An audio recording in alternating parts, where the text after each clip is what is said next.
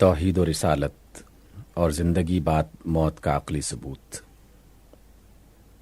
عقل کا فیصلہ۔ بڑے بڑے شہروں میں ہم دیکھتے ہیں کہ سینکڑوں کارخانے بجلی کی قوت سے چل رہے ہیں، ریلیں اور ٹرام گاڑیاں رواں دواں ہیں، شام کے وقت دفعتاً ہزاروں قمقمے روشن ہو جاتے ہیں، گرمی کے زمانے میں گھر گھر پنکھے چلتے ہیں، مگر ان واقعات سے نہ تو ہمارے اندر حیرت و استعجاب کی کوئی کیفیت پیدا ہوتی ہے، نہ ان چیزوں کے روشن یا متحرک ہونے کی علت میں کسی قسم کا اختلاف ہمارے درمیان واقع ہوتا ہے۔ یہ کیوں؟ اس لیے کہ ان قمقموں کا تعلق جس بجلی گھر سے ہے اس کا حال بھی ہم کو معلوم ہے۔ اس بجلی گھر میں جو لوگ کام کرتے ہیں ان کے وجود کا ہم کو علم ہے۔ ان کام کرنے والوں پر جو انجینئر نگرانی کر رہا ہے اس کو بھی ہم جانتے ہیں۔ ہم کو یہ معلوم ہے کہ وہ انجینئر بجلی بنانے کے کام سے واقف ہے، اس کے پاس بہت سی کلیں ہیں اور ان کلوں کو حرکت دے کر وہ قوت کو پیدا کر رہا ہے، جس کے جلوے ہم کو قمقموں کی روشنی، پنکھوں کی گردش، ریلوں اور ٹرام گاڑیوں کی سیر، چکیوں اور کارخانوں کی حرکت میں نظر آتے ہیں۔ پس بجلی کے آثار کو دیکھ کر اس کے اسباب کے متعلق ہمارے درمیان اختلاف رائے واقع نہ ہونے کی وجہ صرف یہ ہے کہ ان اسباب کا پورا سلسلہ ہمارے محسوسات میں داخل ہے اور ہم اس کا مشاہدہ کر چکے ہیں۔ فرض کیجئے یہی قمقمے روشن ہوتے، اسی طرح پنکھے گردش کرتے، یوں ہی ریلیں اور ٹرام گاڑیاں چلتی، چکیاں اور مشینیں حرکت کرتی، مگر وہ تار جن سے بجلی ان میں پہنچتی ہے ہماری نظروں سے پوشیدہ ہوتے، بجلی گھر بھی ہمارے محسوسات کے دائرے سے خارج ہوتا، بجلی گھر میں کام کرنے والوں کا بھی ہم کو کچھ علم نہ ہوتا، اور یہ بھی معلوم نہ ہوتا کہ اس کارخانے کا کوئی انجینئر ہے جو اپنے علم اور اپنے قدرت سے اس کو چلا رہا ہے۔ کیا اس وقت بھی بجلی کے ان آثار کو دیکھ کر ہمارے دل ایسے ہی مطمئن ہوتے؟ کیا اس وقت بھی ہم اسی طرح ان مظاہر کی علتوں میں اختلاف نہ کرتے؟ ظاہر ہے کہ آپ اس کا جواب نفی میں دیں گے۔ کیوں؟ اس لیے کہ جب آثار کے اسباب پوشیدہ ہوں اور مظاہر کی علتیں غیر معلوم ہو تو دلوں میں حیرت کے ساتھ بے اطمینانی کا پیدا ہونا، دماغوں کا اس راز سربستہ کی جستجو میں لگ جانا اور اس راز کے متعلق قیاسات و آراء کا مختلف ہونا ایک فطری بات ہے۔ اب اس مفروضے پر سلسلہ کلام کو آگے بڑھائیے۔ مان لیجئے کہ یہ جو کچھ فرض کیا گیا ہے در حقیقت عالم واقعہ میں موجود ہے۔ ہزاروں لاکھوں قمقمے روشن ہیں، لاکھوں پنکھے چل رہے ہیں، گاڑیاں دوڑ رہی ہیں، کارخانے حرکت کر رہے ہیں، اور ہمارے پاس یہ معلوم کرنے کا کوئی ذریعہ نہیں ہے کہ ان میں کون سی قوت کام کر رہی ہے اور کہاں سے آتی ہے۔ لوگ ان مظاہر و آثار کو دیکھ کر حیران و ششدر ہیں۔ ہر شخص ان کے اسباب کی جستجو میں عقل کے گھوڑے دوڑا رہا ہے۔ کوئی کہتا ہے کہ سب چیزیں آپ سے آپ روشن یا متحرک ہیں، ان کے اپنے وجود سے خارج کی کوئی ایسی چیز نہیں ہے جو انہیں روشنی یا حرکت بخشنے والی ہو۔ کوئی کہتا ہے یہ چیزیں جن مادوں سے بنی ہوئی ہیں انہی کی ترکیب سے ان کے اندر روشنی اور حرکت کی کیفیتیں پیدا کر دی ہیں۔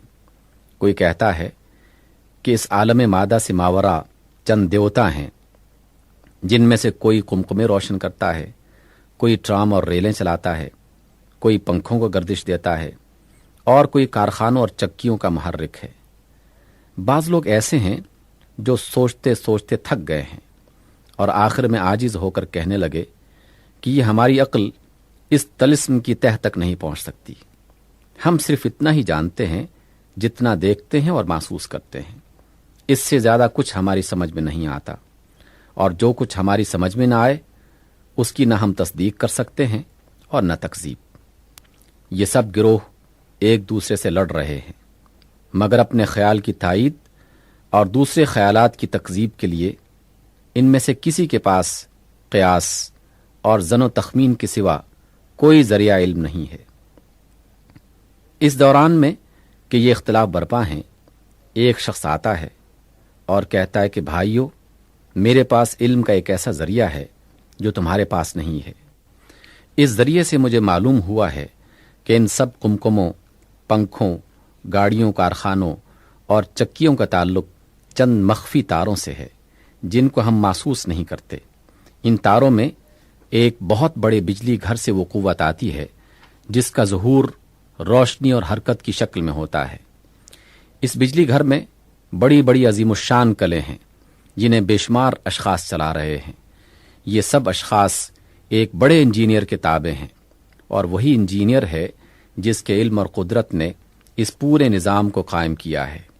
اسی کی ہدایت اور نگرانی میں یہ سب کام ہو رہے ہیں۔ یہ شخص پوری قوت سے اپنے دعوے کو پیش کرتا ہے۔ لوگ اس کو جھٹلاتے ہیں، سب گروہ مل کر اس کی مخالفت کرتے ہیں، اس کو دیوانہ قرار دیتے ہیں، اس کو مارتے ہیں، تکلیفیں دیتے ہیں، گھر سے نکال دیتے ہیں، مگر وہ ان سب روحانی اور جسمانی مصیبتوں کے باوجود اپنے دعوے پر قائم رہتا ہے۔ کسی خوف یا لالچ سے اپنے قول میں ذرا بر ترمیم نہیں کرتا۔ کسی مصیبت سے اس کے دعوے میں کوئی کمزوری نہیں آتی۔ اس کی ہر بات سے ظاہر ہوتا ہے کہ اس کو اپنے قول کی صداقت پر کامل یقین ہے۔ اس کے بعد ایک دوسرا شخص آتا ہے، اور وہ بھی بجن سے ہی یہی قول اسی دعوے کے ساتھ پیش کرتا ہے۔ پھر تیسرا، پھر چوتھا، پانچواں آتا ہے اور وہی بات کہتا ہے جو اس کے پیشروؤں نے کہی تھی۔ اس کے بعد آنے والوں کا ایک تانتا بن جاتا ہے، یہاں تک کہ ان کی تعداد سینکڑوں اور ہزاروں سے متجاوز ہو جاتی ہے، اور یہ سب اسی ایک قول کو اسی ایک دعوے کے ساتھ پیش کرتے ہیں۔ زمان و مکان اور حالات کے اختلافات کے باوجود ان کے قول میں کوئی اختلاف نہیں ہوتا۔ سب کہتے ہیں کہ ہمارے پاس علم کا ایک ایسا ذریعہ ہے جو عام لوگوں کے پاس نہیں ہے۔ سب کو دیوانہ قرار دیا جاتا ہے، ہر طرح کے ظلم و ستم کا نشانہ بنایا جاتا ہے، ہر طریقے سے انہیں مجبور کیا جاتا ہے کہ اپنے قول سے باز آ جائیں، مگر سب کے سب اپنی بات پر قائم رہتے ہیں، اور دنیا کی کوئی قوت ان کو اپنے مقام سے 1 انچ نہیں ہٹا سکتی۔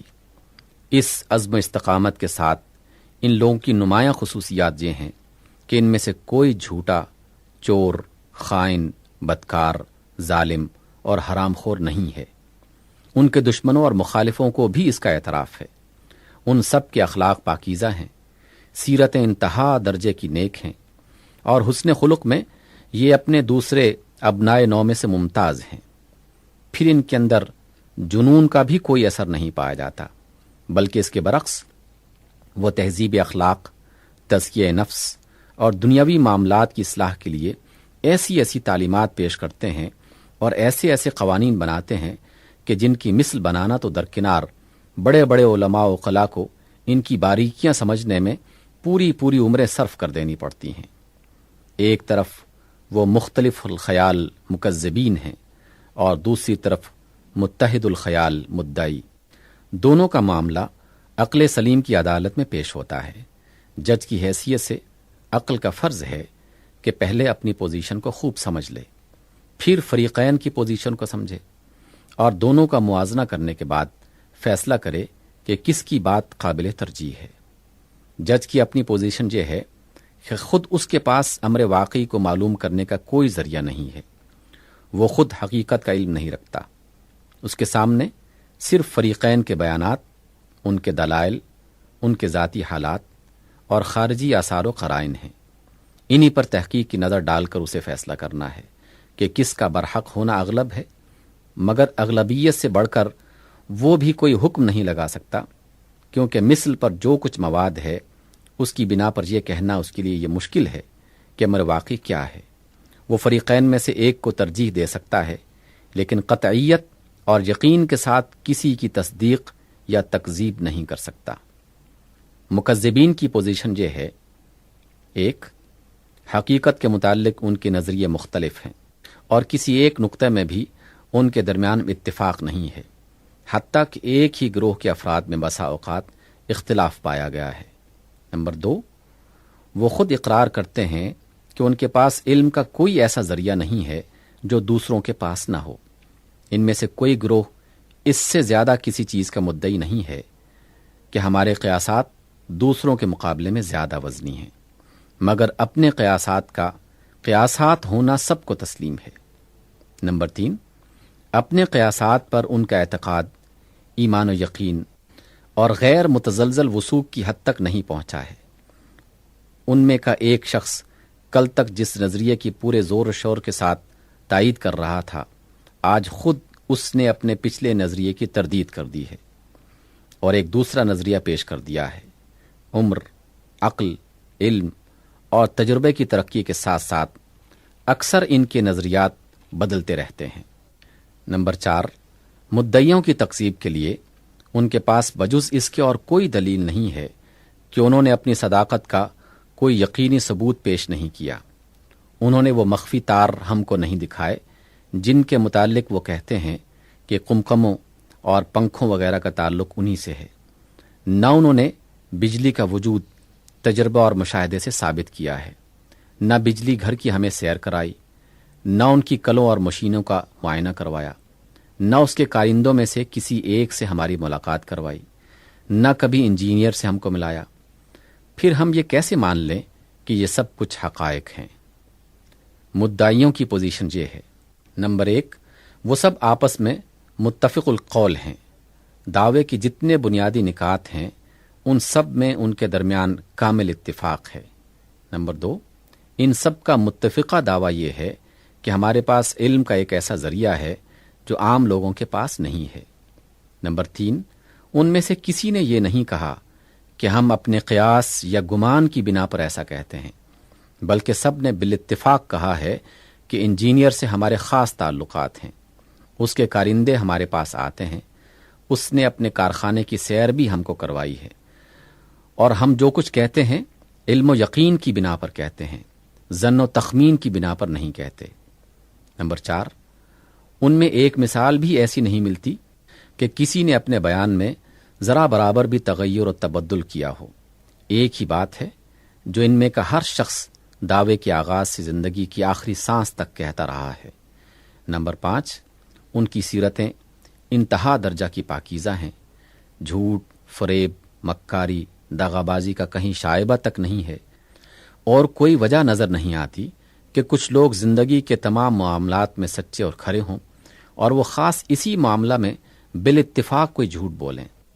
نمبر 6، اس کا بھی کوئی ثبوت نہیں ہے کہ یہ دعوے پیش کرنے سے ان کے پیش نظر کوئی ذاتی فائدہ تھا، برعکس اس کے یہ ثابت ہے کہ ان میں سے اکثر و بیشتر نے اس دعوے کی خاطر سخت مصائب برداشت کیے ہیں، جسمانی تکلیفیں سہیں، قید کیے گئے، مارے اور پیٹے گئے، جلا وطن کیے گئے، بعض قتل کر دیے گئے، حتیٰ کہ بعض کو آرے سے چی ڈالا گیا، اور چند کے سوا کسی کو بھی خوشحالی اور فارغ البالی کی زندگی میسر نہ ہوئی۔ لہٰذا کسی ذاتی غرض کا الزام ان پر نہیں لگایا جا سکتا، بلکہ ان کا ایسے حالات میں اپنے دعوے پر قائم رہنا یہ ظاہر کرتا ہے کہ ان کو اپنی صداقت پر انتہا درجہ کا یقین تھا، ایسا یقین کہ اپنی جان بچانے کے لیے بھی ان میں سے کوئی اپنے دعوے سے باز نہیں آیا۔ نمبر 7، ان کے متعلق مجنون یا فاطر العقل ہونے کا بھی کوئی ثبوت نہیں ہے۔ زندگی کے تمام معاملات میں وہ سب کے سب غایہ درجہ کے دانش مند اور سلیم العقل پائے گئے ہیں۔ ان کے مخالفین نے بھی اکثر ان کی دانش مندی کا لوہا مانا ہے۔ پھر یہ کیسے باور کیا جا سکتا ہے کہ ان سب کو اسی خاص معاملہ میں جنون لاحق ہو گیا تھا، اور وہ معاملہ بھی کیسا جو ان کے لیے زندگی اور موت کا سوال بن گیا ہو، جس کے لیے انہوں نے دنیا بھر کا مقابلہ کیا ہو، جس کی خاطر وہ سال ہا سال دنیا سے لڑتے رہے ہوں، جو ان کی ساری عاقلانہ تعلیمات کا، جن کے عاقلانہ ہونے کا بہت سے مکذبین کو بھی اعتراف ہے، اصل الاصول ہو۔ نمبر 8، انہوں نے خود بھی یہ نہیں کہا کہ ہم انجینئر یا اس کے کارندوں سے تمہاری ملاقات کروا سکتے ہیں، یا اس کا مخفی کارخانہ تمہیں دکھا سکتے ہیں، یا تجربہ اور مشاہدہ سے اپنے دعوے کو ثابت کر سکتے ہیں۔ وہ خود ان تمام امور کو غیب سے تعبیر کرتے ہیں اور کہتے ہیں کہ تم ہم پر اعتماد کرو اور جو کچھ ہم بتاتے ہیں اسے مان لو۔ فریقین کی پوزیشن اور ان کے بیانات پر غور کرنے کے بعد اب عقل کی عدالت اپنا فیصلہ صادر کرتی ہے۔ وہ کہتی ہے کہ چند مظاہر و آثار کو دیکھ کر ان کے باطنی اسباب و علل کی جستجو دونوں فریقوں نے کی ہے، اور ہر ایک نے اپنے اپنے نظریات پیش کیے ہیں۔ بادی النظر میں سب کے نظریات اس لحاظ سے یکساں ہیں کہ اولاً ان میں سے کسی میں استحالہ عقل نہیں ہے، یعنی قوانین عقلی کے لحاظ سے کسی نظریے کے متعلق یہ نہیں کہا جا سکتا کہ اس کا صحیح ہونا غیر ممکن ہے۔ ثانیاً ان میں سے کسی کی صحت تجربے یا مشاہدے سے ثابت نہیں کی جا سکتی۔ نہ فریق اول میں سے کوئی گروہ اپنے نظریات کا ایسا سائنٹیفک ثبوت دے سکتا ہے جو ہر شخص کو یقین کرنے پر مجبور کرے، اور نہ فریق ثانی اس پر قادر اور اس کا مدعی ہے۔ لیکن مزید غور و تحقیق کے بعد چند امور ایسے نظر آتے ہیں جن کی بنا پر تمام نظریات میں سے فریق ثانی کا نظریہ قابل ترجیح قرار پاتا ہے۔ اولاً کسی دوسرے نظریے کی تائید اتنے کثیر التعداد، عاقل، پاک سیرت، صادق القول آدمیوں نے متفق ہو کر اتنی قوت اور اتنے یقین و ایمان کے ساتھ نہیں کی ہے۔ ثانیاً ایسے پاکیزہ کریکٹر اور اتنے کثیر التعداد لوگوں کا مختلف زمانوں اور مختلف مقامات میں اس دعوے پر متفق ہو جانا کہ ان سب کے پاس ایک غیر معمولی ذریعہ علم ہے، اور ان سب نے اس ذریعہ سے خارجی مظاہر کے باطنی اسباب کو معلوم کیا ہے، ہم کو اس دعوے کی تصدیق پر مائل کرتا ہے، خصوصاً اس وجہ سے کہ اپنی معلومات کے متعلق ان کے بیانات میں کوئی اختلاف نہیں ہے۔ جو معلومات انہوں نے بیان کی ہیں ان میں سے کوئی استحالہ عقلی بھی نہیں ہے، اور نہ ہی یہ بات قوانین عقلی کی بنا پر محال قرار دی جا سکتی ہیں کہ بعض انسانوں میں کچھ ایسی غیر معمولی قوتیں ہوں جو عام طور پر دوسرے انسانوں میں نہ پائی جاتی ہوں۔ ثالثاً خارجی مظاہر کی حالت پر غور کرنے سے اغلب یہی معلوم ہوتا ہے کہ فریق ثانی کا نظریہ صحیح ہو، اس لیے کہ قمقمے، پنکھے، گاڑیاں، کارخانے وغیرہ نہ تو آپ سے آپ روشن اور متحرک ہیں، کیونکہ اگر ایسا ہوتا تو ان کا روشن اور متحرک ہونا ان کے اپنے اختیار میں ہوتا، حالانکہ ایسا نہیں ہے۔ نہ ان کی روشنی و حرکت ان کے مادہ جسمی کی ترکیب کا نتیجہ ہے، کیونکہ جب وہ متحرک اور روشن نہیں ہوتے اس وقت بھی یہی ترکیب جسمی موجود رہتی ہے۔ نہ ان کا الگ الگ قوتوں کے زیر اثر ہونا صحیح معلوم ہوتا ہے، کیونکہ بسا اوقات جب قمقموں میں روشنی نہیں ہوتی تو پنکھے بھی بند ہو جاتے ہیں، ٹرام کاریں بھی موقوف ہو جاتی ہیں، اور کارخانے بھی نہیں چلتے۔ لہٰذا خارجی مظاہر کی توجیہ میں فریق اول کی طرف سے جتنے نظریات پیش کیے گئے ہیں وہ سب بعید از عقل و قیاس ہیں۔ زیادہ صحیح یہی بات معلوم ہوتی ہے کہ ان تمام مظاہر میں کوئی ایک قوت کار فرما ہو، اور اس کا سر رشتہ کسی ایسے حکیم و توانا کے ہاتھ میں ہو جو ایک مقررہ نظام کے تحت اس قوت کو مختلف مظاہر میں صرف کر رہا ہو۔ باقی رہا مشککین کا یہ قول کہ یہ بات ہماری سمجھ میں نہیں آتی، اور جو بات ہماری سمجھ میں نہ آئے اس کی تصدیق یا تکذیب ہم نہیں کر سکتے، تو حاکم عقل اس کو بھی درست نہیں سمجھتا، کیونکہ کسی بات کا واقع ہونا اس کا محتاج نہیں ہے کہ وہ سننے والوں کو سمجھ میں بھی آ جائے۔ اس کے وقوع کو تسلیم کرنے کے لیے معتبر اور متواتر شہادت کافی ہے۔ اگر ہم میں سے چند معتبر آدمی آ کر کہیں کہ ہم نے زمین مغرب میں آدمیوں کو لوہے کی گاڑیوں میں بیٹھ کر ہوا پر اڑتے دیکھا ہے، اور ہم اپنے کانوں سے لندن میں بیٹھ کر امریکہ کا گانا سنائے ہیں، تو ہم صرف یہ دیکھیں گے کہ یہ لوگ جھوٹے اور مسخرے تو نہیں ہیں۔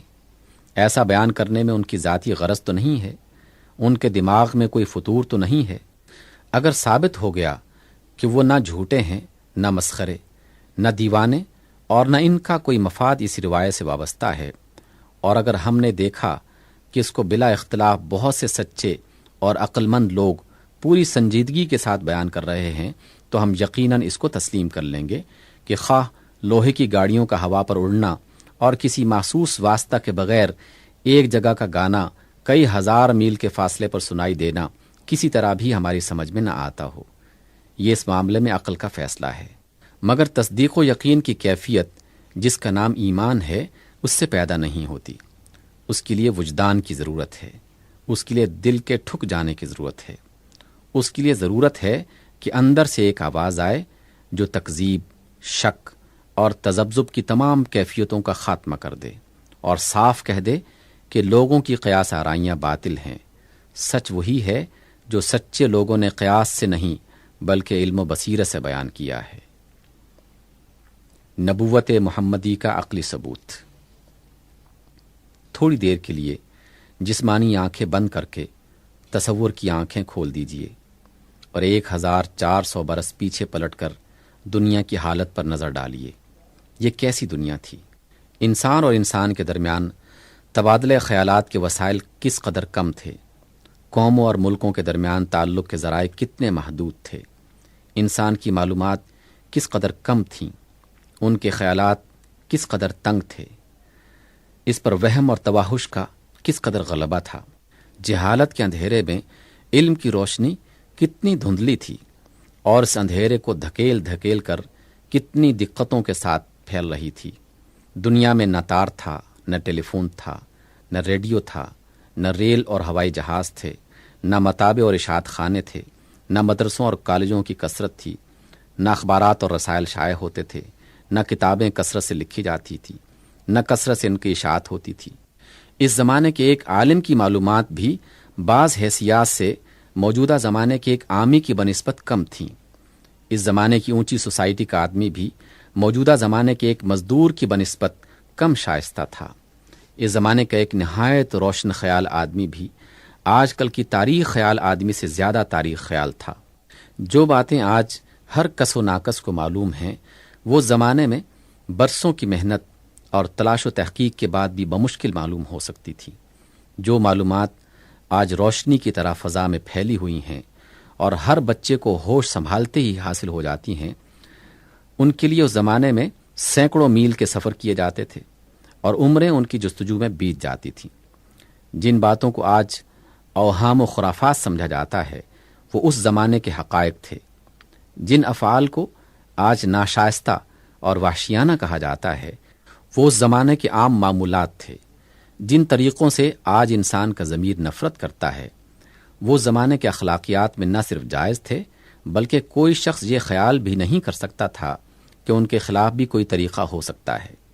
انسان کی عجائب پرستی اس قدر بڑی ہوئی تھی کہ وہ کسی چیز میں اس وقت تک کوئی صداقت، کوئی بزرگی، کوئی پاکیزگی تسلیم ہی نہیں کر سکتا تھا جب تک وہ فوق الفطرت نہ ہو، خلاف عادت نہ ہو، غیر معمولی نہ ہو۔ حتیٰ کہ انسان اپنے آپ کو خود اس قدر ذلیل سمجھتا تھا کہ کسی انسان کا خدا رسیدہ ہونا اور کسی خدا رسیدہ ہستی کا انسان ہونا اس کے تصور کی رسائی سے بہت دور تھا۔ اس تاریک دور میں زمین کا ایک گوشہ ایسا تھا جہاں تاریکی کا تسلط اور بھی زیادہ بڑا ہوا تھا۔ جو ممالک اس زمانے کے معیار تمدن کے لحاظ سے متمدن تھے، ان کے درمیان عرب کا ملک سب سے الگ تھلگ پڑا ہوا تھا، اور اس کے ارد گرد ایران، روم اور مصر کے ملکوں میں علوم و فنون اور تہذیب و شائستگی کی کچھ روشنی پائی جاتی تھی، مگر ریت کے بڑے بڑے سمندروں نے عرب کو اس سے جدا کر رکھا تھا۔ عرب سوداگر اونٹوں پر مہینوں کی راہ طے کر کے ان ملکوں میں تجارت کے لیے جاتے اور صرف اموال کا مبادلہ کر کے واپس آ جاتے۔ علم و تہذیب کی کوئی روشنی ان کے ساتھ نہ آتی تھی۔ ان کے ملک میں نہ کوئی مدرسہ تھا، نہ کتب خانہ تھا، نہ لوگوں میں تعلیم کا چرچا تھا، نہ علوم و فنون سے کوئی دلچسپی تھی۔ تمام ملک میں گنتی کے چند آدمی تھے جنہیں کچھ لکھنا پڑھنا آتا تھا، مگر وہ بھی اتنا نہیں کہ اس زمانے کے علوم و فنون سے آشنا ہوتے۔ ان کے پاس ایک اعلیٰ درجہ کی باقاعدہ زبان ضرور تھی، جن میں بلند خیالات کو ادا کرنے کی غیر معمولی صلاحیت تھی۔ ان میں بہترین ادبی مذاق بھی موجود تھا، مگر ان کے لٹریچر کے جو کچھ باقیات ہم تک پہنچے ہیں، ان کو دیکھنے سے معلوم ہوتا ہے کہ ان کی معلومات کس قدر محدود تھی۔ تہذیب و تمدن میں ان کا درجہ کس قدر پست تھا، ان پر اوہام کا کس قدر غلبہ تھا، ان کے خیالات اور ان کی عادات میں کتنی جہالت اور وحشت تھی، ان کے اخلاقی تصورات کتنے بھدے تھے۔ وہاں کوئی باقاعدہ حکومت نہ تھی، کوئی ضابطہ اور قانون نہ تھا۔ ہر قبیلہ اپنی جگہ خود مختار تھا اور صرف جنگل کے قانون کی پیروی کی جاتی تھی۔ جس کا جس پر بس چلتا اسے مار ڈالتا اور اس کے مال پر قابض ہو جاتا۔ یہ بات ایک عرب بدوی کے فہم سے بالاتر تھی کہ جو شخص اس کے قبیلے کا نہیں، وہ اسے کیوں نہ مار ڈالے اور اس کے مال پر کیوں نہ متصرف ہو جائے۔ اخلاق اور تہذیب و شائستگی کے جو کچھ بھی تصورات ان لوگوں میں تھے، وہ نہایت ادنا اور سخت ناتراشیدہ تھے۔ پاک اور ناپاک، جائز اور ناجائز، شائستہ اور ناشائستہ کی تمیز سے وہ تقریباً ناآشنا تھے۔ ان کی زندگی نہایت گندی تھی، ان کے طریقے وحشیانہ تھے۔ زنا، جوا، شراب، چوری، رہزنی اور قتل و خون ریزی ان کی زندگی کے معمولات تھے۔ وہ ایک دوسرے کے سامنے بے تکلف برہنہ ہو جاتے۔ ان کی عورتیں تک ننگی ہو کر کعبہ کا طواف کرتی تھیں۔ وہ اپنی لڑکیوں کو اپنے ہاتھ سے زندہ دفن کر دیتے تھے، محض اس جاہلانہ خیال کی بنا پر کہ کوئی ان کا داماد نہ بنے۔ وہ اپنے باپوں کے مرنے کے بعد اپنی سوتیلی ماؤں سے نکاح کر لیتے۔ انہیں کھانے اور لباس اور طہارت کے معمولی آداب تک معلوم نہ تھے۔ مذہب کے باب میں وہ ان تمام جہالتوں اور ضلالتوں کے حصے دار تھے جس میں اس زمانے کی تمام دنیا مبتلا تھی۔ بت پرستی، ارواح پرستی، کواکب پرستی، غرض ایک خدا کی پرستش کے سوا اس وقت دنیا میں جتنی پرستیاں پائی جاتی تھیں وہ سب ان میں رائج تھیں۔ انبیاء قدیم اور ان کی تعلیمات کے متعلق کوئی صحیح علم ان کے پاس نہ تھا۔ وہ اتنا ضرور جانتے تھے کہ ابراہیم علیہ السلام اور اسماعیل علیہ السلام ان کے باپ ہیں، مگر یہ نہ جانتے تھے کہ ان دونوں باپ بیٹوں کا دین کیا تھا، وہ کس کی عبادت کرتے تھے۔ عاد اور سمود کے قصے بھی ان میں مشہور تھے، مگر ان کی جو روایتیں عرب کے مورخین نے نقل کی ہیں ان کو پڑھ جائیے، کہیں آپ کو صالح علیہ السلام اور ہود علیہ السلام کی تعلیمات کا نشان تک نہ ملے گا۔ ان کو یہودیوں اور عیسائیوں کے واسطے سے انبیاء بنی اسرائیل کی کہانیاں بھی پہنچی تھیں، مگر وہ جیسی کچھ تھیں ان کا اندازہ کرنے کے لیے صرف ایک نظر ان اسرائیلی روایات پر ڈال لینا کافی ہے جو مفسرین اسلام نے نقل کی ہیں۔ آپ کو معلوم ہو جائے گا کہ اہل عرب اور خود بنی اسرائیل جن انبیاء سے واقف تھے وہ کیسے انسان تھے، اور نبوت کے متعلق ان لوگوں کا تصور کس قدر گھٹیا درجے کا تھا۔ ایسے زمانے میں، ایسے ملک میں ایک شخص پیدا ہوتا ہے، بچپن ہی میں ماں باپ اور دادا کا سایہ اس کے سر سے اٹھ جاتا ہے۔ اس لیے اس گئی گزری حالت میں ایک عرب بچے کو جو تھوڑی بہت تربیت مل سکتی تھی وہ بھی اس کو نہیں ملتی۔ ہوش سنبھالتا ہے تو بدوی لڑکوں کے ساتھ بکریاں چرانے لگتا ہے، جوان ہوتا ہے تو سوداگری میں لگ جاتا ہے۔ اٹھنا بیٹھنا، ملنا جلنا سب کچھ انہی عربوں کے ساتھ ہے جن کا حال آپ نے دیکھ لیا۔ تعلیم کا نام تک نہیں، حتیٰ کہ پڑھنا لکھنا تک نہیں آتا۔ کسی عالم کی صحبت میسر نہ ہوئی کہ عالم کا وجود اس وقت تمام عرب میں کہیں تھا ہی نہیں۔ چند مرتبہ اسے عرب سے باہر قدم نکالنے کا اتفاق ضرور ہوا، مگر یہ سفر صرف شام کے علاقے تک تھا، اور ویسے ہی تجارتی سفر تھے جیسے اس زمانے میں عرب کے تجارتی قافلے کیا کرتے تھے۔ بالفرض اگر ان اسفار کے دوران میں اس نے کچھ آثار علم و تہذیب کا مشاہدہ کیا اور کچھ اہل علم سے ملاقات کے اتفاق بھی ہوا، تو ظاہر ہے کہ ایسے منتشر مشاہدات اور ایسی ہنگامی ملاقاتوں سے کسی انسان کی سیرت نہیں بن جاتی۔ ان کا اثر کسی شخص پر اتنا زبردست نہیں ہو سکتا کہ وہ اپنے ماحول سے بالکل آزاد، بالکل مختلف اور اتنا بلند ہو جائے کہ اس میں اور اس کے ماحول میں کوئی نسبت ہی نہ رہے۔ ان سے ایسا علم حاصل ہونا ممکن نہیں ہے جو ایک ان پڑھ بدوی کو ایک ملک کا نہیں تمام دنیا کا، اور ایک زمانے کا نہیں تمام زمانوں کا لیڈر بنا دے۔ اگر کسی درجہ میں اس نے باہر کے لوگوں سے علمی استفادہ کیا بھی ہو تو جو معلومات اس وقت دنیا میں کسی کو حاصل ہی نہیں تھیں، مذہب، اخلاق، تہذیب اور تمدن کے جو تصورات اور اصول اس وقت دنیا میں کہیں موجود ہی نہیں تھے، انسانی سیرت کے جو نمونے اس وقت کہیں پائے ہی نہیں جاتے تھے، ان کے حصول کا کوئی ذریعہ نہیں ہو سکتا تھا۔ صرف عرب ہی کا نہیں، تمام دنیا کا ماحول پیش نظر رکھیے اور دیکھیے، یہ شخص جن لوگوں میں پیدا ہوا، جن میں بچپن گزرا، جن کے ساتھ پل کر جوان ہوا، جن سے اس کا میل جول رہا، جن سے اس کے معاملات رہے، ابتدا ہی سے عادات میں، اخلاق میں وہ ان سب سے مختلف نظر آتا ہے۔ وہ کبھی جھوٹ نہیں بولتا، اس کی صداقت پر اس کی ساری قوم گواہی دیتی ہے۔ اس کے کسی بدترین دشمن نے بھی کبھی اس پر الزام نہیں لگایا کہ اس نے فلاں موقع پر جھوٹ بولا تھا۔ وہ کسی سے بدکلامی نہیں کرتا، کسی نے اس کی زبان سے کبھی گالی یا کوئی فحش بات نہیں سنی۔ وہ لوگوں سے ہر قسم کے معاملات کرتا ہے، مگر کبھی کسی سے تلخ کلامی اور تو میں کی نوبت ہی نہیں آتی۔ اس کی زبان میں سختی کے بجائے شیرینی ہے، اور وہ بھی ایسی کہ جو اس سے ملتا ہے گرویدہ ہو جاتا ہے۔ وہ کسی سے بد معاملگی نہیں کرتا، کسی کی حق تلفی نہیں کرتا، برسوں سوداگری کا پیشہ کرنے کے باوجود کسی کا ایک پیسہ بھی ناجائز طریقے سے نہیں لیتا۔ جن لوگوں سے اس کے معاملات پیش آتے ہیں وہ سب اس کی ایمانداری پر کامل بھروسہ رکھتے ہیں۔ ساری قوم اس کو امین کہتی ہے۔ دشمن تک اس کے پاس اپنے قیمتی مال رکھواتے ہیں، وہ ان کی بھی حفاظت کرتا ہے۔ بے حیا لوگوں کے درمیان وہ ایسا حیادار ہے کہ ہوش سنبھالنے کے بعد کسی نے اس کو برہنہ نہیں دیکھا۔ بد اخلاقوں کے درمیان وہ ایسا پاکیزہ اخلاق والا ہے کہ کبھی کسی بدکاری میں مبتلا نہیں ہوتا، شراب اور جوے کو ہاتھ نہیں لگاتا۔ ناشائستہ لوگوں کے درمیان وہ ایسا شائستہ ہے کہ ہر بدتمیزی اور گندگی سے نفرت کرتا ہے، اور اس کے ہر کام میں ستھرائی اور پاکیزگی پائی جاتی ہے۔ سنگ دلوں کے درمیان وہ ایسا نرم دل ہے کہ ہر ایک کے دکھ درد میں شریک ہوتا ہے، یتیموں اور بیواؤں کی مدد کرتا ہے، مسافروں کی میزبانی کرتا ہے، کسی کو اس سے دکھ نہیں پہنچتا، وہ دوسروں کی خاطر دکھ اٹھاتا ہے۔ وحشیوں کے درمیان وہ ایسا صلح پسند ہے کہ اپنی قوم میں فساد اور خون ریزی کی گرم بازاری دیکھ کر اس کو اذیت ہوتی ہے۔ وہ اپنے قبیلے کی لڑائیوں سے دامن بچاتا ہے اور مصالحت کی کوشش میں پیش رہتا ہے۔ بت پرستوں کے درمیان وہ ایسا سلیم الفطرت اور صحیح العقل ہے کہ زمین و آسمان میں کوئی چیز اسے پوجنے کے لائق نظر نہیں آتی، کسی مخلوق کے آگے اس کا سر نہیں جھکتا، بتوں کے چڑھاوے کا کھانا بھی وہ قبول نہیں کرتا، اس کا دل خود بخود شرک اور مخلوق پرستی سے نفرت کرتا ہے۔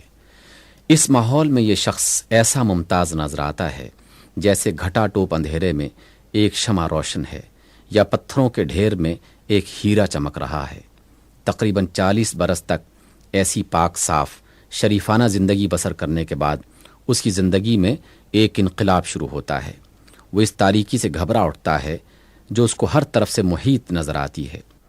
وہ جہالت، بد اخلاقی، بد کرداری، بد نظمی، شرک اور بت پرستی کے اس ہولناک سمندر سے نکل جانا چاہتا ہے جو اس کو گھیرے ہوئے تھا۔ اس ماحول میں کوئی چیز بھی اس کو اپنی طبیعت کے مناسب نظر نہیں آتی۔ وہ سب سے الگ ہو کر آبادی سے دور پہاڑوں کی صحبت میں جا بیٹھنے لگتا ہے، تنہائی اور سکون کے عالم میں کئی دن گزارتا ہے، روزے رکھ کر اپنی روح اور اپنے دل و دماغ کو اور زیادہ پاک صاف کرتا ہے، سوچتا ہے، غور و فکر کرتا ہے، کوئی ایسی روشنی ڈھونڈتا ہے جس سے وہ اس چاروں طرف چھائی ہوئی تاریکی کو دور کر دے، ایسی طاقت حاصل کرنا چاہتا ہے جس سے اس بگڑی ہوئی دنیا کو توڑ پھوڑ کر پھر سے سنوار دے۔ یکایک اس کی حالت میں ایک عظیم الشان تغیر رونما ہوتا ہے۔ ایک دم سے اس کے دل میں وہ روشنی آ جاتی ہے جو پہلے اس میں نہ تھی۔ اچانک اس کے اندر وہ طاقت بھر جاتی ہے جس سے وہ اس وقت تک خالی تھا۔ وہ غار کی تنہائی سے نکل آتا ہے، اپنی قوم کے پاس آتا ہے، اس سے کہتا ہے کہ یہ بت جن کے آگے تم جھکتے ہو یہ سب بے حقیقت چیزیں ہیں، انہیں چھوڑ دو۔ کوئی انسان، کوئی درخت، کوئی پتھر، کوئی روح، کوئی سیارہ اس قابل نہیں کہ تم اس کے آگے سر جھکاؤ۔ اس کی بندگی و عبادت کرو اور اس کی فرما برداری اور اطاعت کرو۔ یہ زمین، یہ چاند، یہ سورج، یہ ستارے، یہ زمین اور آسمان کی ساری چیزیں ایک خدا کی مخلوق ہیں، وہی تمہارا اور ان سب کا پیدا کرنے والا ہے۔ اسی کی بندگی کرو، اسی کا حکم مانو اور اسی کے آگے سر جھکاؤ۔ یہ چوری، یہ لوٹ مار، یہ قتل و غارت، یہ ظلم و ستم، یہ بدکاریاں جو تم کرتے ہو سب گناہ ہیں، انہیں چھوڑ دو، خدا انہیں پسند نہیں کرتا۔ سچ بولو، انصاف کرو، نہ کسی کی جان لو، نہ کسی کا مال چھینو۔ جو کچھ لو حق کے ساتھ لو، اور جو کچھ دو حق کے ساتھ دو۔ تم سب انسان ہو اور انسان سب برابر ہیں، نہ کوئی ذلت کا داغ لے کر پیدا ہوا اور نہ کوئی عزت کا تمغہ لے کر دنیا میں آیا۔ بزرگی اور شرف نسل اور نسب میں نہیں، صرف خدا پرستی اور نیکی اور پاکیزگی میں ہے۔ جو خدا سے ڈرتا ہے اور نیک اور پاک ہے وہی اعلیٰ درجہ کے انسان ہے، اور جو ایسا نہیں وہ کچھ نہیں۔ مرنے کے بعد تم سب کو اپنے خدا کے پاس حاضر ہونا ہے۔ تم میں سے ہر شخص اپنے اعمال کے لیے خدا کے سامنے جواب دہ ہے، اس خدا کے سامنے جو سب کچھ دیکھتا جانتا ہے۔ تم کوئی چیز اس سے نہیں چھپا سکتے۔ تمہاری زندگی کا کارنامہ اس کے سامنے بے کم و کاست پیش ہوگا۔ وہ اسی کارنامے کے لحاظ سے وہ تمہارے انجام کا فیصلہ کرے گا۔ اس عادل حقیقی کے ہاں نہ کوئی سفارش کام آئے گی، نہ رشوت چلے گی، نہ کسی کا نسب پوچھا جائے گا۔ وہاں صرف ایمان اور نیک عمل کی پوچھ ہوگی۔ جس کے پاس یہ سامان ہوگا وہ جنت میں جائے گا، اور جس کے پاس ان میں سے کچھ بھی نہ ہوگا وہ نامراد اور دوزخ میں ڈالا جائے گا۔ یہ تھا وہ پیغام جسے لے کر وہ غار سے نکلا۔ جاہل قوم اس کی دشمن ہو جاتی ہے، گالیاں دیتی ہے، پتھر مارتی ہے۔ ایک دن 2 دن نہیں، اکٹھے 13 برس تک اس پر سخت سے سخت ظلم توڑتی ہے، یہاں تک کہ اسے وطن سے نکال باہر کرتی ہے۔ پھر نکالنے پر بھی دم نہیں لیتی۔ جہاں وہ جا کر پناہ لیتا ہے وہاں بھی اسے ہر طرح ستاتی ہے۔ تمام عرب کو اس کے خلاف ابھار دیتی ہے، اور کامل 8 برس اس کے خلاف برسر پیکار رہتی ہے۔ وہ ان سب تکلیفوں کو سہتا ہے مگر اپنی بات سے نہیں ٹلتا۔ یہ قوم اس کی دشمن کیوں ہوئی؟ کیا زر اور زمین کا کوئی جھگڑا تھا؟ کیا خون کا کوئی دعوت تھا؟ کیا وہ ان سے دنیا کی کوئی چیز مانگ رہا تھا؟ نہیں، ساری دشمنی صرف اسی بات پر تھی کہ وہ ایک خدا کی بندگی اور پرہیزگاری اور نیکوکاری کی تعلیم کیوں دیتا ہے، بت پرستی اور شرک اور بدعملی کے خلاف تبلیغ کیوں کرتا ہے، پجاریوں اور پروہتوں کی پیشوائی پر کیوں ضرب لگاتا ہے، سرداروں کی سرداری کا طلسم کیوں توڑتا ہے، انسان اور انسان کے درمیان سے اونچ نیچ کا فرق کیوں مٹانا چاہتا ہے، قبائلی اور نسلی تعصبات کو جاہلیت کیوں قرار دیتا ہے، زمانے قدیم سے سوسائٹی کا جو نظام بندھا چلا آ رہا ہے اسے کیوں توڑنا چاہتا ہے۔ قوم کہتی تھی کہ یہ سب باتیں جو تو کہہ رہا ہے یہ سب خاندانی روایات اور قومی طریقے کے خلاف ہیں، تو ان کو چھوڑ دے ورنہ ہم تیرا جینا مشکل کر دیں گے۔ اچھا، تو اس شخص نے یہ تکلیفیں کیوں اٹھائیں؟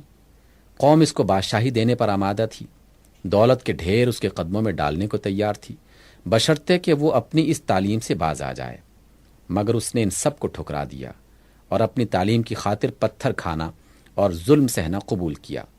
یہ آخر کیوں؟ کیا ان کے خدا پرست اور نیکوکار بن جانے میں اس کا کوئی ذاتی فائدہ تھا؟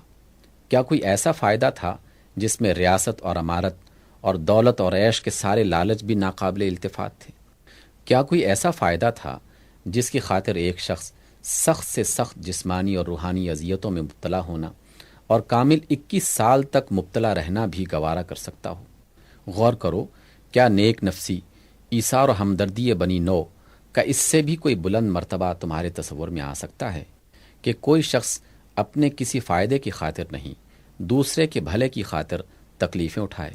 جن کی بھلائی اور بہتری کے لیے وہ کوششیں کر رہا ہے وہی اس کو پتھر ماریں، گالیاں دیں، گھر سے بے گھر کر دیں، غریب الوطنی میں بھی اس کا پیچھا نہ چھوڑیں، اور ان سب باتوں پر بھی وہ ان کا بھلا چاہنے سے باز نہ آئے۔ پھر دیکھو، کیا کوئی جھوٹا شخص کسی بے اصل بات کے پیچھے ایسی مصیبتیں برداشت کر سکتا ہے؟ کیا کوئی تیر تکے لڑانے والا انسان محض گمان اور قیاس سے کوئی بات کہہ کر اس پر اتنا جم سکتا ہے کہ مصیبتوں کے پہاڑ اس پر ٹوٹ جائیں، زمین اس پر تنگ کر دی جائے، تمام ملک اس کے خلاف اٹھ کھڑا ہو، بڑی بڑی فوجیں اس پر امڑ امڑ کر آئیں، مگر وہ اپنی بات سے یکسرے منہ ہٹنے پر آمادہ نہ ہو؟ یہ استقامت، یہ عزم، یہ ثبات خود گواہی دے رہا ہے کہ اس کو اپنی صداقت پر یقین اور کامل یقین تھا۔ اگر اس کے دل میں شک اور شبہ کا ادنا شائبہ بھی ہوتا تو وہ مسلسل 21 سال تک مصائب کے ان پے در پے طوفانوں کے مقابلے میں کبھی نہ ٹھہر سکتا۔ یہ تو اس شخص کے انقلاب حال کا ایک پہلو تھا۔ دوسرا پہلو اس سے بھی زیادہ حیرت انگیز ہے۔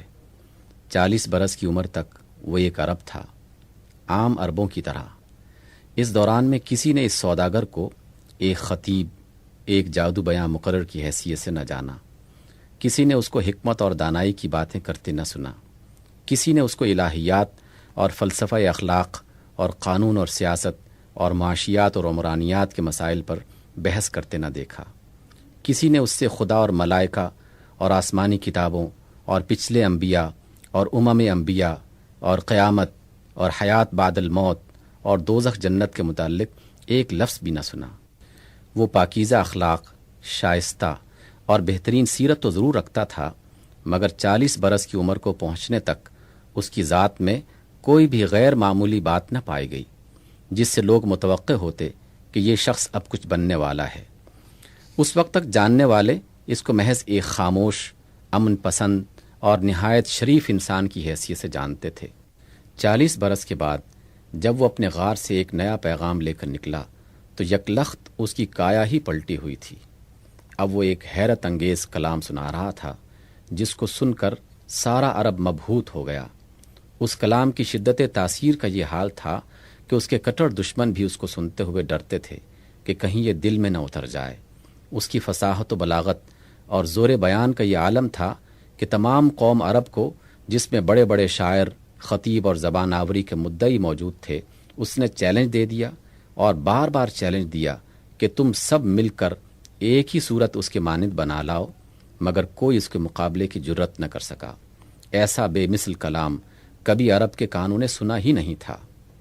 اب یکا یک وہ ایک بے مثل حکیم، ایک لاجواب مصلح اخلاق و تمدن، ایک حیرت انگیز ماہر سیاست، ایک زبردست مقنن، ایک اعلیٰ درجے کا جج، ایک بے نظیر سپہ سالار بن کر ظاہر ہوا۔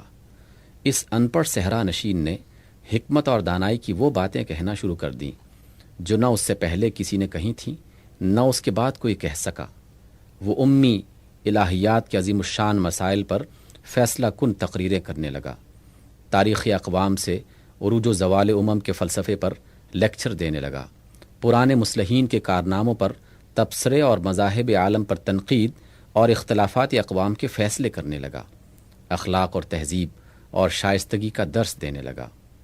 اس نے معاشرت اور معیشت اور اجتماعی معاملات اور بین الاقوامی تعلقات کے متعلق قوانین بنانا شروع کر دیے، اور ایسے قوانین بنائے کہ بڑے بڑے علماء اور عقلاء غور و خوض اور عمر بھر کے تجربات کے بعد بمشکل ان کی حکمتوں کو سمجھ سکتے ہیں، اور دنیا کے تجربات جتنے بڑھتے چلے جاتے ہیں ان کی حکمتیں اور زیادہ کھلتی چلی جاتی ہیں۔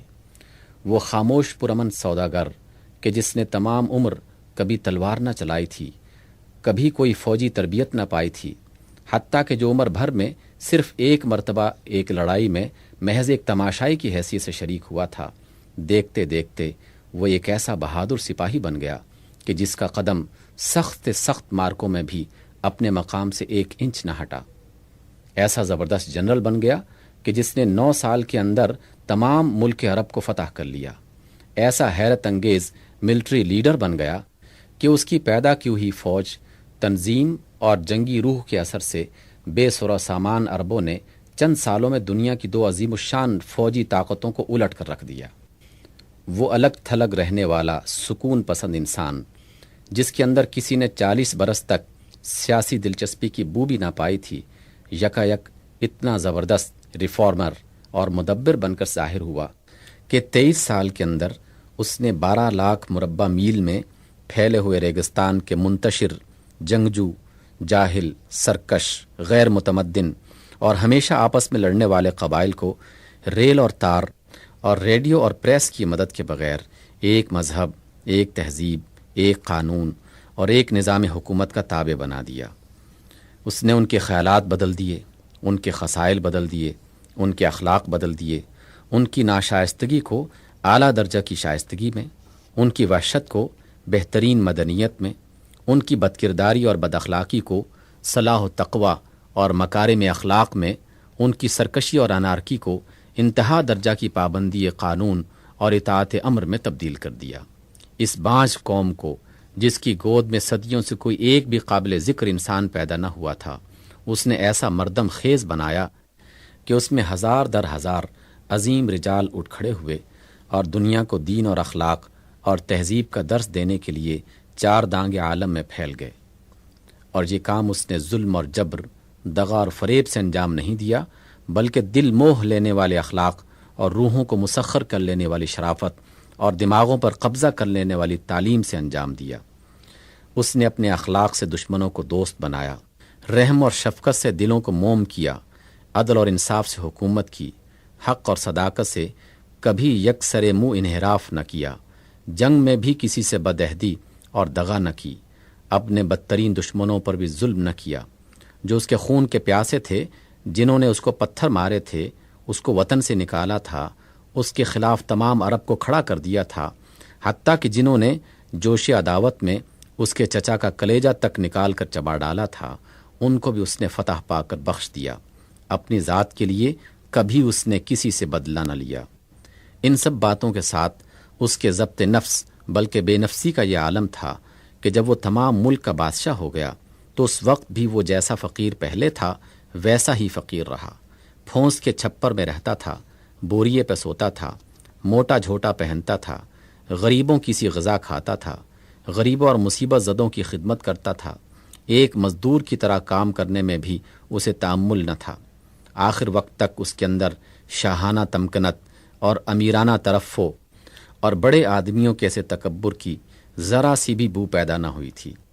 وہ ایک عام آدمی کی طرح لوگوں سے ملتا تھا، ان کے دکھ درد میں شریک ہوتا تھا، عوام کے درمیان اس طرح بیٹھتا تھا کہ اجنبی آدمی کو یہ معلوم کرنا مشکل ہوتا تھا کہ اس محفل میں قوم کا سردار اور ملک کا بادشاہ کون ہے۔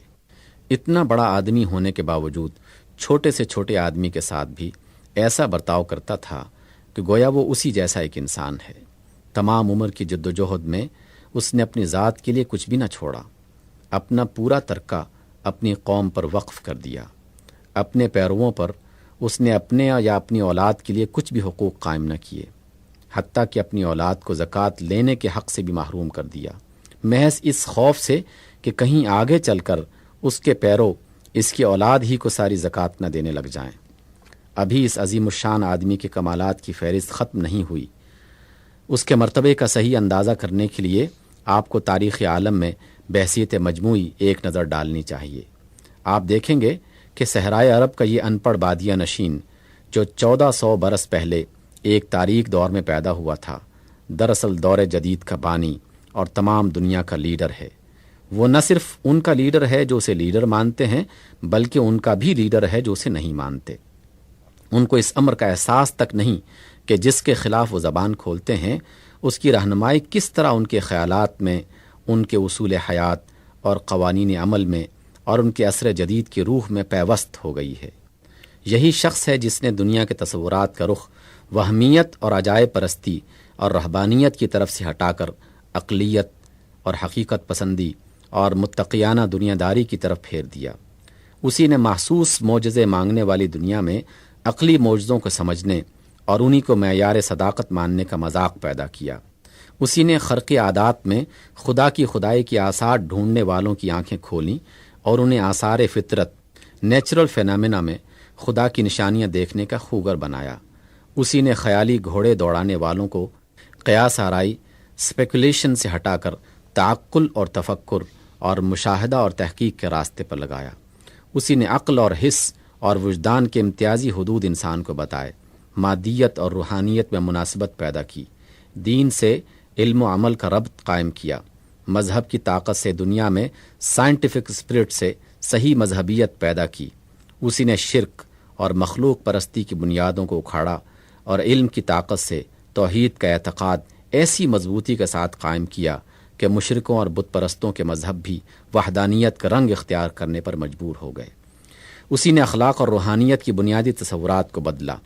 جو لوگ ترک دنیا اور نفس کشی کو عین اخلاق سمجھتے تھے، جن کے نزدیک نفس و جسم کے حقوق ادا کرنے اور دنیاوی زندگی کے معاملات میں حصہ لینے کے ساتھ روحانی ترقی اور نجات ممکن ہی نہیں تھی، ان کو اسی نے تمدن اور سماجی اور دنیاوی عمل کے اندر فضیلت اخلاق اور ارتقاء روحانی اور حصول نجات کا راستہ دکھایا۔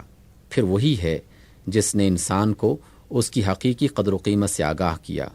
جو لوگ بھگوان اور اوتار اور ابن اللہ کے سوا کسی کو ہادی و رہنما تسلیم کرنے پر تیار نہ تھے، ان کو اسی نے بتایا کہ انسان اور تمہارے جیسا انسان آسمانی بادشاہت کا نمائندہ اور خداوند عالم کا خلیفہ ہو سکتا ہے۔ جو لوگ ہر طاقتور انسان کو اپنا خدا بناتے تھے، ان کو اسی نے سمجھایا کہ انسان بجز انسان کے اور کچھ نہیں، نہ کوئی شخص تقدس اور حکمرانی اور عقائد کا پیدائشی حق لے کر آیا ہے، اور نہ کسی پر ناپاکی اور محکومیت اور غلامی کا پیدائشی داغ لگا ہوا ہے۔ اسی تعلیم نے دنیا میں وحدت انسانی اور مساوات اور جمہوریت اور آزادی کے تخیلات پیدا کیے ہیں۔ تصورات سے آگے بڑھیے، آپ کو اس امی کی لیڈرشپ کے عملی نتائج دنیا کے قوانین اور طریقہ اور معاملات میں اس کثرت سے نظر آئیں گے کہ ان کا شمار مشکل ہو جائے گا۔ اخلاق اور تہذیب، شائستگی اور طہارت و نظافت کے کتنے ہی اصول ہیں جو اس کی تعلیم سے نکل کر تمام دنیا میں پھیل گئے ہیں۔ معاشرت کے جو قوانین اس نے بنائے تھے، دنیا نے کس قدر اس کی خوشہ چینی کی اور اب تک کیے جا رہی ہے۔ معاشیات کے جو اصول اس نے سکھائے تھے، ان سے دنیا میں کتنی تحریکیں پیدا ہوئیں اور اب تک پیدا ہوئے جا رہی ہیں۔ حکومت کے جو طریقے اس نے اختیار کیے تھے، ان سے دنیا کے سیاسی نظریات میں کتنے انقلاب برپا ہوئے اور ہو رہے ہیں۔ عدل اور قانون کے جو اصول اس نے وضع کیے تھے، انہوں نے دنیا کے عدالتی نظامات اور قانونی افکار کو کس قدر متاثر کیا، اور اب تک ان کی تاثیر خاموشی کے ساتھ جاری ہے۔ جنگ اور صلح اور بین الاقوامی تعلقات کی تہذیب جس شخص نے عملاً دنیا میں قائم کی، وہ دراصل یہی عرب کا امی ہے، ورنہ پہلے دنیا اس سے ناواقف تھی کہ جنگ کی بھی کوئی تہذیب ہو سکتی ہے، اور مختلف قوموں میں مشترک انسانیت کی بنیاد پر بھی معاملات ہونے ممکن ہیں۔ انسانی تاریخ کے منظر میں اس حیرت انگیز انسان کی بلند و بالا شخصیت اتنی ابھری ہوئی نظر آتی ہے کہ ابتدا سے لے کر اب تک کے بڑے بڑے تاریخی انسان جن کو دنیا اکابر میں شمار کرتی ہے، جب اس کے مقابلے میں لائے جاتے ہیں تو اس کے آگے بونے نظر آتے ہیں۔ دنیا کے اکابر میں سے کوئی بھی ایسا نہیں ہے جس کے کمال کی چمک دمک انسانی زندگی کے ایک دو شعبوں سے آگے بڑھ سکی ہو۔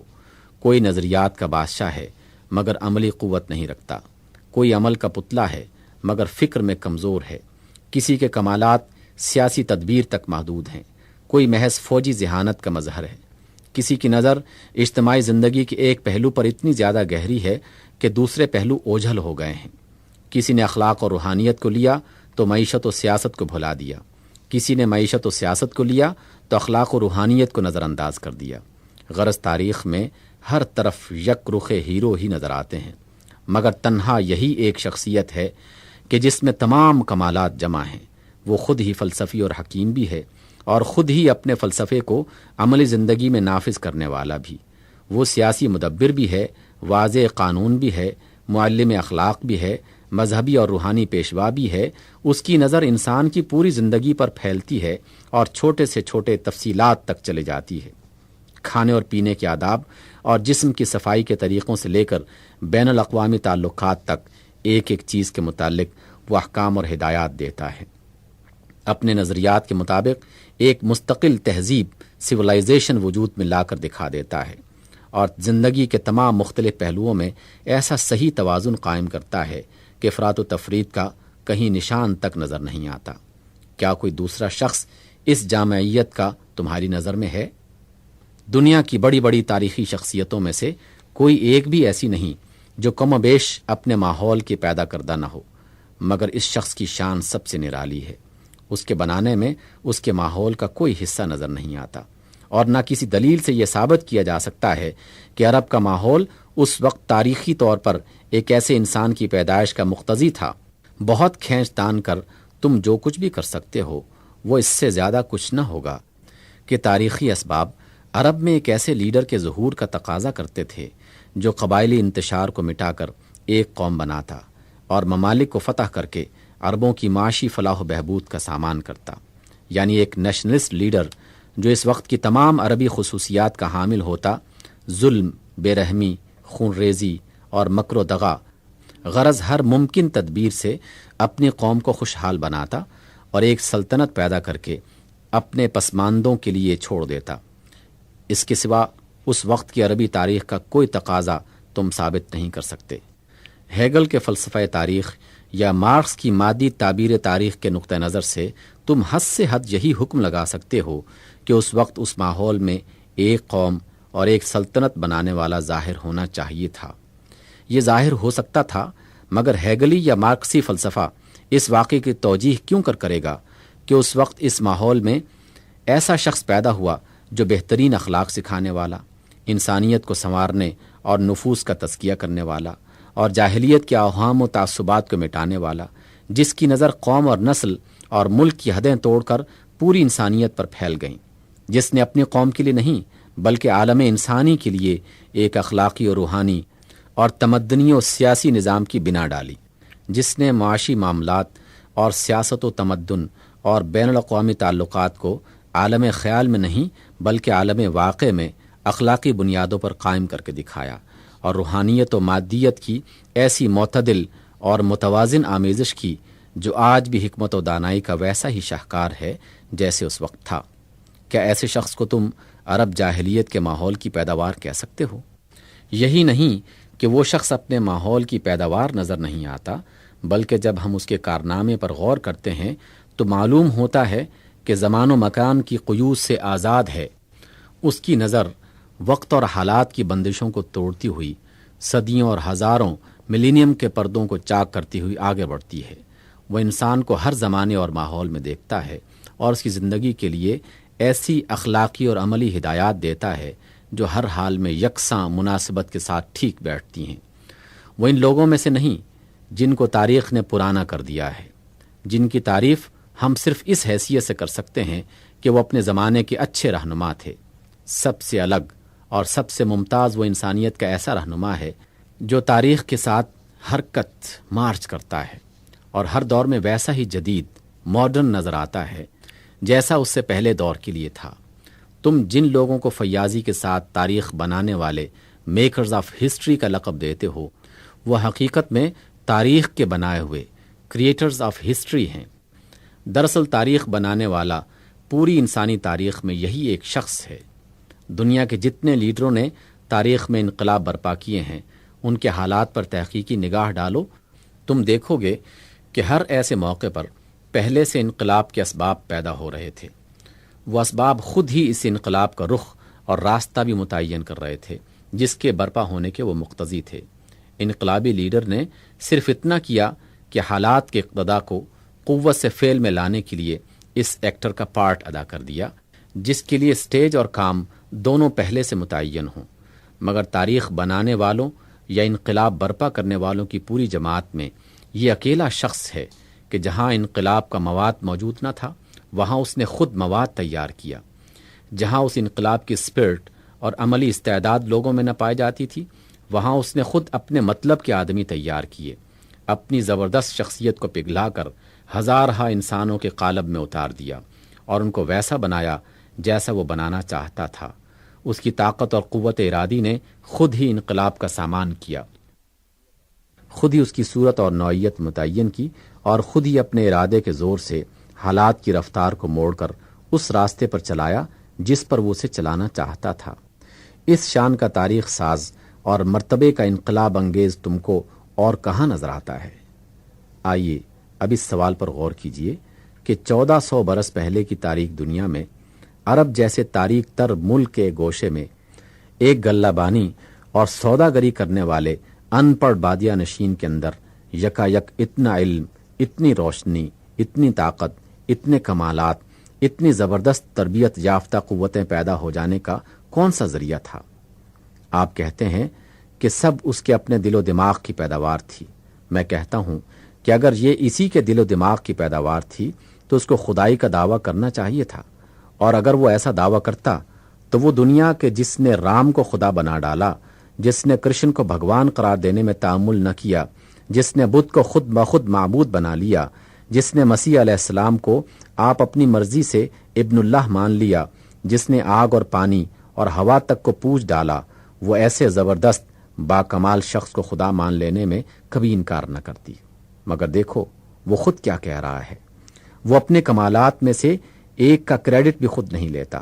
کہتا ہے کہ میں ایک انسان ہوں، تم ہی جیسا انسان، میرے پاس کچھ بھی اپنا نہیں، سب کچھ خدا کا ہے اور خدا ہی کی طرف سے ہے۔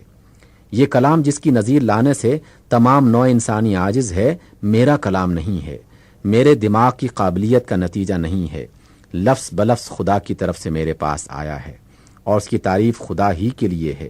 یہ کارنامے جو میں نے دکھائے، یہ قوانین جو میں نے وضع کیے، یہ اصول جو میں نے تمہیں سکھائے، ان میں سے کوئی چیز بھی میں نے خود نہیں گھڑی۔ میں کچھ بھی اپنی ذاتی قابلیت سے پیش کرنے پر قادر نہیں ہوں، ہر چیز میں خدا کی رہنمائی کا محتاج ہوں۔ ادھر سے جو اشارہ ہوتا ہے وہی کرتا ہوں اور وہی کہتا ہوں۔ دیکھو یہ کیسی حیرت انگیز صداقت ہے، کیسی امانت اور راست بازی ہے۔ جھوٹا انسان تو بڑا بننے کے لیے دوسروں کے ایسے کمالات کا کریڈٹ بھی لے لینے میں تأمل نہیں کرتا جن کے اصل ماخذ کا پتہ بآسانی چل جاتا ہے، لیکن یہ شخص ان کمالات کو بھی اپنی طرف منسوب نہیں کرتا جن کو اگر وہ اپنے کمالات کہتا تو کوئی اس کو جھٹلا نہ سکتا تھا، کیونکہ کسی کے پاس ان کے اصل ماخذ تک پہنچنے کا کوئی ذریعہ ہی نہیں۔ سچائی کی اس سے زیادہ کھلی ہوئی دلیل اور کیا ہو سکتی ہے کہ اس شخص سے زیادہ سچا اور کون ہوگا کہ جس کو ایک نہایت مخفی ذریعے سے ایسے بے نظیر کمالات حاصل ہوں اور وہ بلا تکلف اپنے اصلی ماخذ کا حوالہ دے دے۔ بتاؤ کیا وجہ ہے کہ ہم اس کی تصدیق نہ کریں؟ زندگی بعد موت۔ موت کے بعد کوئی دوسری زندگی ہے یا نہیں؟ اور ہے تو کیسی ہے؟ یہ سوال حقیقت میں ہمارے علم کی رسائی سے دور ہے۔ ہمارے پاس وہ آنکھیں نہیں جن سے ہم موت کی سرحد کے اس پار جھانک کر دیکھ سکیں کہ وہاں کیا ہے اور کیا نہیں ہے۔ ہمارے پاس وہ کان نہیں جن سے ہم ادھر کی کوئی آواز سن سکیں۔ ہم کوئی ایسا آلہ بھی نہیں رکھتے جس کے ذریعے سے تحقیق کے ساتھ معلوم کیا جا سکے کہ ادھر کچھ ہے یا کچھ نہیں ہے۔ لہٰذا جہاں تک سائنس کا تعلق ہے، یہ سوال اس کے دائرے سے قطعی خارج ہے۔ جو شخص سائنس کا نام لے کر کہتا ہے کہ موت کے بعد کوئی زندگی نہیں ہے، وہ بالکل ایک غیر سائنٹیفک بات کہتا ہے۔ سائنس کی روح سے نہ تو یہ کہا جا سکتا ہے کہ کوئی زندگی ہے اور نہ یہ کہ کوئی زندگی نہیں ہے۔ جب تک ہم کوئی یقینی ذریعہ علم نہیں پاتے، کم از کم اس وقت تک تو صحیح سائنٹیفک رویہ یہی ہو سکتا ہے کہ ہم زندگی بعد موت کا انکار کریں، نہ اقرار۔ مگر کیا عملی زندگی میں ہم اس سائنٹیفک رویے کو نبھا سکتے ہیں؟ شاید نہیں، بلکہ یقیناً نہیں۔ عقلی حیثیت سے تو یہ ممکن ہے کہ جب ایک چیز کو جاننے کے ذرائع ہمارے پاس نہ ہوں تو اس کے متعلق ہم نفی اور اثبات دونوں سے پرہیز کریں، لیکن جب اسی چیز کا تعلق ہماری زندگی سے ہو تو ہمارے لیے اس کے سوا کوئی چارہ نہیں رہتا کہ یا تو انکار پر اپنا طرز عمل قائم کریں یا اقرار پر۔ مثلاً ایک شخص ہے جس سے آپ واقف نہیں ہیں۔ اگر اس کے ساتھ آپ کا کوئی معاملہ درپیش نہ ہو تو آپ کے لیے یہ ممکن ہے کہ اس کے ایماندار ہونے یا نہ ہونے کے بارے میں کوئی حکم نہ لگائیں، لیکن جب آپ کو اس سے معاملہ کرنا ہو تو آپ مجبور ہیں کہ یا تو اسے ایماندار سمجھ کر معاملہ کریں یا بے ایمان سمجھ کر۔ اپنے ذہن میں آپ ضرور یہ خیال کر سکتے ہیں کہ جب تک اس کا ایماندار ہونا یا نہ ہونا ثابت نہ ہو جائے اس وقت تک ہم شک کے ساتھ معاملہ کریں گے، مگر اس کی ایمانداری کو مشکوک سمجھتے ہوئے جو معاملہ آپ کریں گے عملاً اس کی صورت وہی ہوگی جو اس کی ایمانداری کا انکار کرنے کی صورت میں ہو سکتی تھی۔ لہٰذا فی الواقع انکار اور اقرار کے درمیان شک کی حالت صرف ذہن ہی میں ہو سکتی ہے۔ عملی رویہ کبھی شک پر قائم نہیں ہو سکتا، اس کے لیے تو اقرار یا انکار بہرحال ناگزیر ہے۔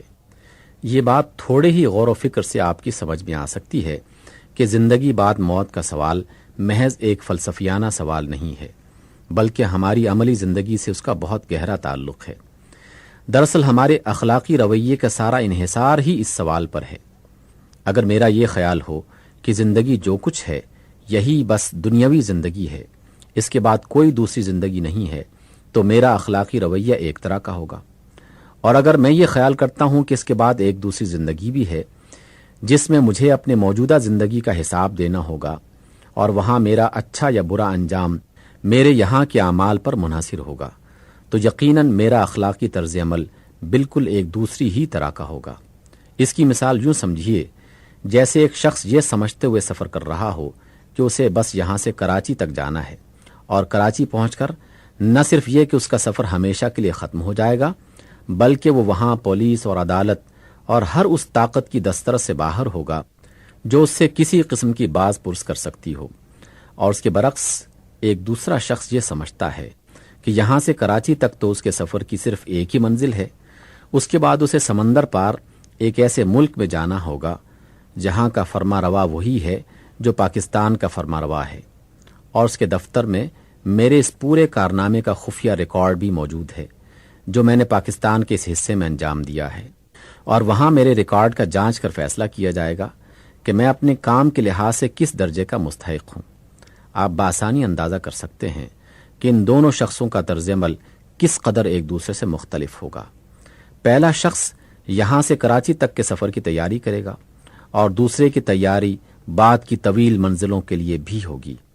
پہلا شخص یہ سمجھے گا کہ نفع یا نقصان جو کچھ بھی ہے کراچی پہنچنے تک ہے، آگے کچھ نہیں، اور دوسرا یہ خیال کرے گا کہ اصل نفع و نقصان سفر کے پہلے مرحلے میں نہیں بلکہ آخری مرحلے میں ہے۔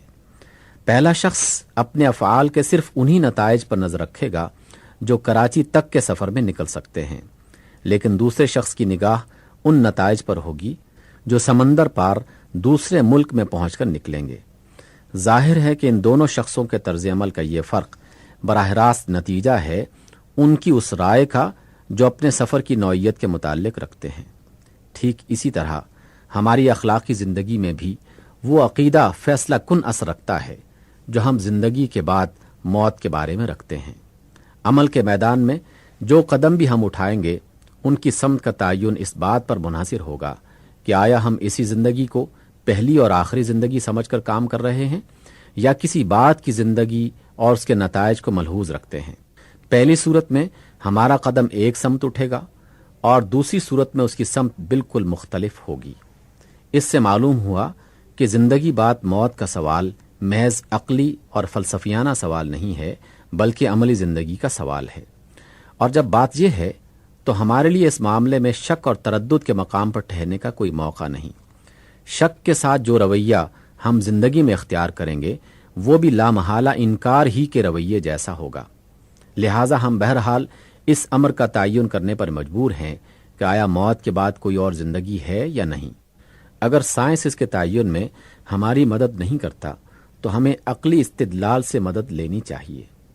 اچھا، تو عقلی استدلال کے لیے ہمارے پاس کیا مواد ہے؟ ہمارے سامنے ایک تو خود انسان ہے اور دوسرے یہ نظام کائنات۔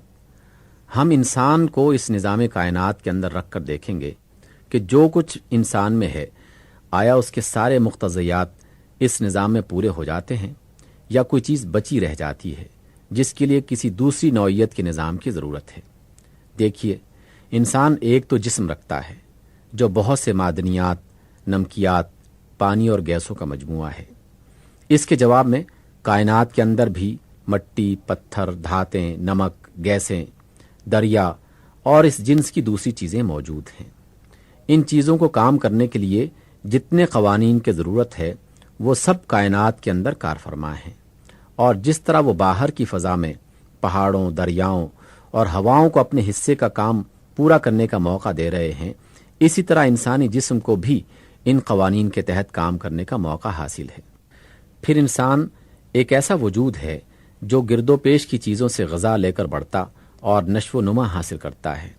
اسی جنس کے درخت، پودے اور گھاس پھوس کائنات میں بھی موجود ہیں، اور وہ قوانین بھی یہاں پائے جاتے ہیں جو نشو و نما پانے والے اجسام کے لیے درکار ہیں۔ پھر انسان ایک زندہ وجود ہے جو اپنے ارادے سے حرکت کرتا ہے، اپنی غذا خود اپنی کوشش سے فراہم کرتا ہے، اپنے نفس کی آپ حفاظت کرتا ہے اور اپنی نوع کو باقی رکھنے کا انتظام کرتا ہے۔ کائنات میں اس جنس کی بھی دوسری بہت سی قسمیں پائی جاتی ہیں۔ خشکی، تری اور ہوا میں بے شمار حیوانات پائے جاتے ہیں، اور وہ قوانین بھی بتمام و کمال یہاں کار فرما ہیں جو ان زندہ ہستیوں کے پورے دائرے عمل پر حاوی ہونے کے لیے کافی ہیں۔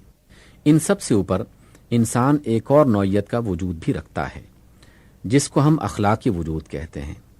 اس کے اندر نیکی اور بدی کا شعور ہے، نیک اور بد کی تمیز ہے، نیکی اور بدی کرنے کی قوت ہے، اور اس کی فطرت یہ مطالبہ کرتی ہے کہ نیکی کا اچھا اور بدی کا برا نتیجہ ظاہر ہو۔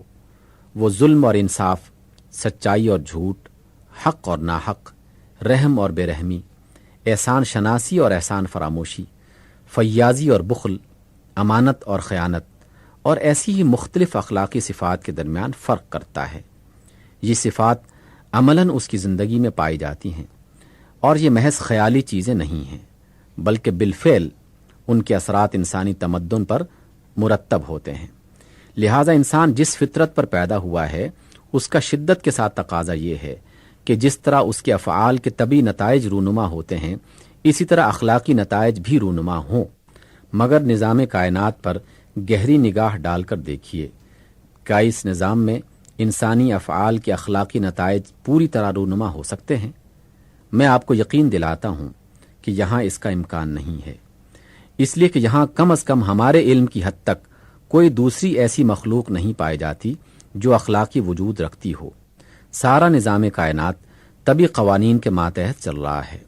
اخلاقی قوانین اس میں کسی طرف کارفرما نظر نہیں آتے۔ ہاں، روپے میں وزن اور قیمت ہے، مگر سچائی میں نہ وزن ہے نہ قیمت۔ یہاں آم کی گٹلی سے ہمیشہ آم پیدا ہوتا ہے، مگر حق پرستی کا بیج بونے والوں پر کبھی پھولوں کی بارش ہوتی ہے اور کبھی بلکہ اکثر جوتیوں کی۔ یہاں مادی عناصر کے لیے مقرر قوانین ہیں جن کے مطابق ہمیشہ مقرر نتائج نکلتے ہیں، مگر اخلاقی عناصر کے لیے کوئی مقرر قانون نہیں ہے کہ ان کی فعلیت سے ہمیشہ مقرر نتیجہ نکل سکے۔ طبی قوانین کی فرما روائی کے سبب سے اخلاقی نتائج کبھی تو نکل ہی نہیں سکتے۔ کبھی نکلتے ہیں تو صرف اس حد تک کہ جس کی اجازت طبی قوانین دے دیں، اور بارہا ایسا بھی ہوتا ہے کہ اخلاق ایک فعل سے ایک نتیجہ نکلنے کا تقاضا کرتا ہے، مگر طبی قوانین کی مداخلت سے نتیجہ بالکل برعکس نکلتا ہے۔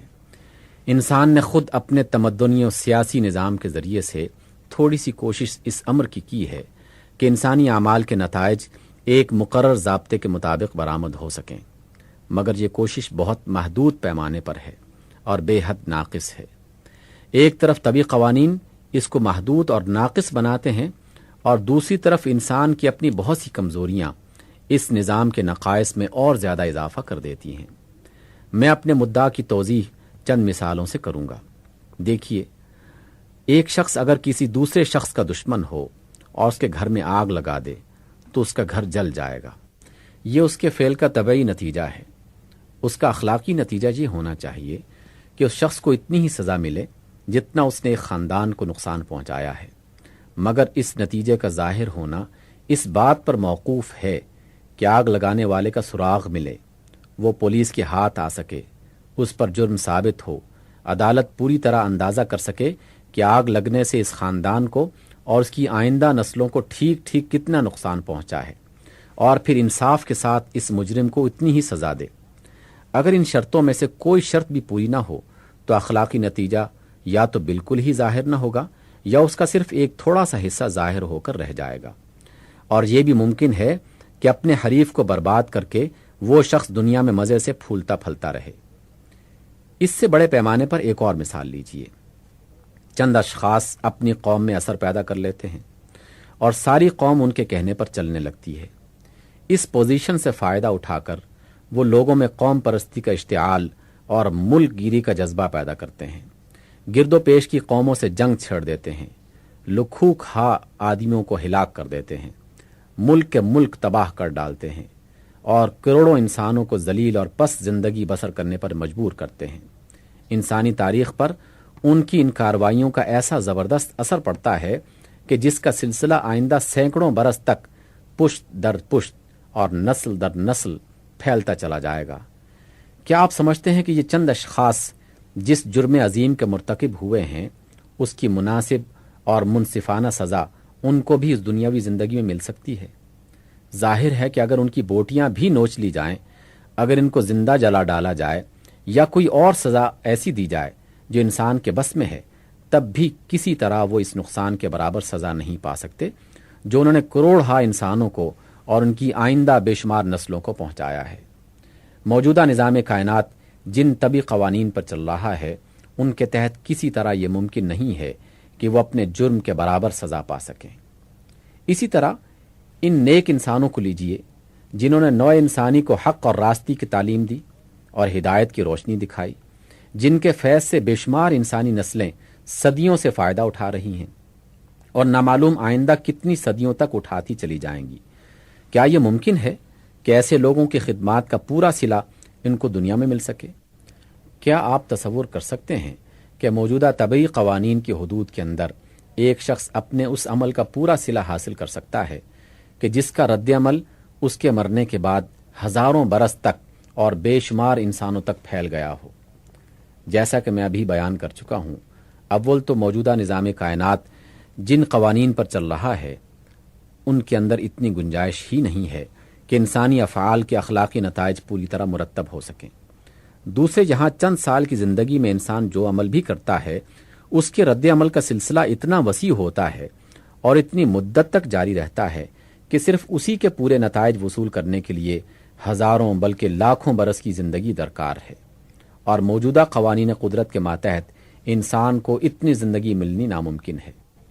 اس سے معلوم ہوا کہ انسانی ہستی کے خاکی، عضوی اور حیوانی عناصر کے لیے تو موجودہ طبعی دنیا، فزیکل ورلڈ اور اس کے طبعی قوانین ہیں، مگر اس کے اخلاقی عنصر کے لیے یہ دنیا بالکل ناکافی ہے۔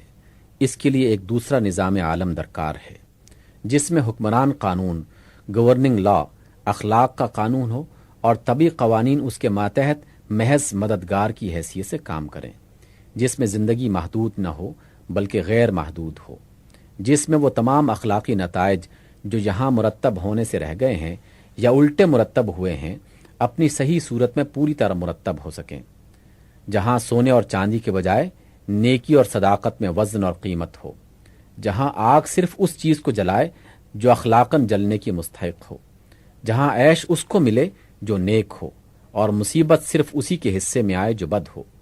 عقل چاہتی ہے، فطرت مطالبہ کرتی ہے کہ ایک ایسا نظام عالم ضرور ہونا چاہیے۔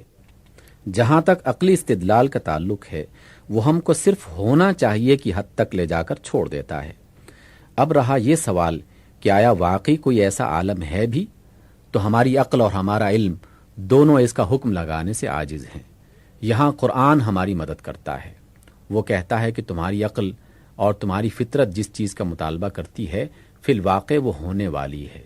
موجودہ نظام عالم جو طبعی قوانین پر بنا ہے ایک وقت میں توڑ ڈالا جائے گا، اس کے بعد ایک دوسرا نظام بنے گا جس میں زمین و آسمان اور ساری چیزیں ایک دوسرے ڈھنگ پر ہوں گی۔ پھر اللہ تعالیٰ تمام انسانوں کو جو ابتدائی آفرینش سے قیامت تک پیدا ہوئے تھے دوبارہ پیدا کر دے گا اور بیک وقت ان سب کو اپنے سامنے جمع کرے گا۔ وہاں ایک ایک شخص کا، ایک ایک قوم کا اور پوری انسانیت کا ریکارڈ ہر غلطی اور ہر فروغ گزاشت کے بغیر محفوظ ہوگا۔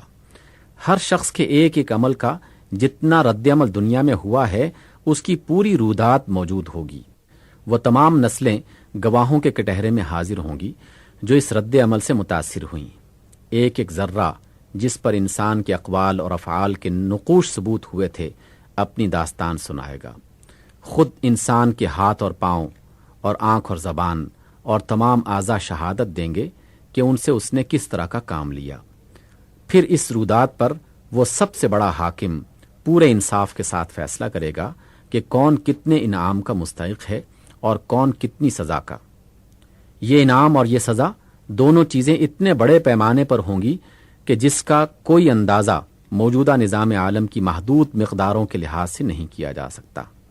وہاں وقت اور جگہ کے معیار کچھ اور ہوں گے، وہاں کی مقداریں کچھ اور ہوں گی، وہاں کے قوانین قدرت کسی اور قسم کے ہوں گے۔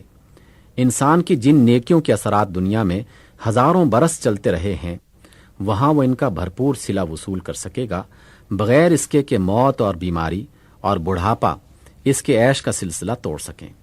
اور اسی طرح انسان کی جن برائیوں کے اثرات دنیا میں ہزارہا برس تک اور بے شمار انسانوں تک پھیلتے رہے ہیں وہ ان کی پوری سزا بھگتے گا بغیر اس کے کہ موت اور بے ہوشی آ کر اسے تکلیف سے بچا سکے۔